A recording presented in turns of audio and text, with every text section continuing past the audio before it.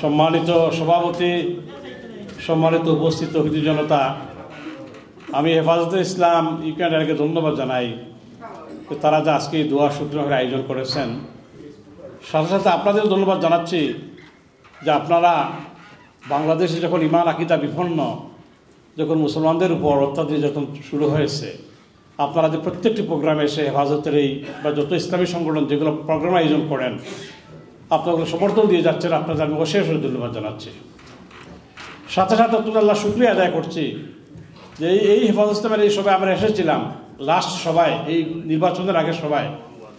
এখানে মৌলানা জুনায়েদ আল হাবিব এবং অন্যান্য উলামাকে আহ্বান জানিয়েছিলেন যে বাংলাদেশের মেয়র নির্বাচনে যাতে আপনারা সবাই ফোন করে বলেন আপনাদের আত্মীয় স্বজনকে, যাতে যারা ইসলামের পক্ষে, আস্তিকের পক্ষের সাথে সমর্থন দেওয়ার জন্য।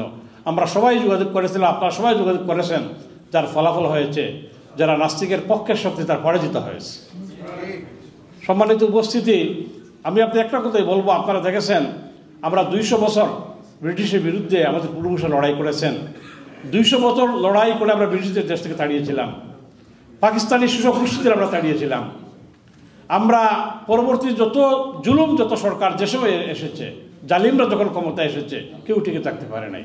সুতরাং কোনো জালিম, কোনো স্বৈরাচারী, কোনো অত্যাচারী কোনোদিন ইনশাল্লাহ বাংলার মানুষ তাদেরকে ক্ষমতা রাখবে না।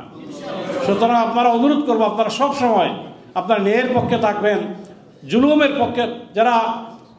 যারা জুলুম মানে যারা জুলুমের শিকার হয়, অত্যাচারের শিকার হয়, এই যে আজকে শাপলা চত্বরের যে ঘটনা, দুঃখজনক ঘটনা, আজকের প্রতিবাদ আপনারা জানিয়েছেন, আমরা প্রতিবাদ জানিয়েছি।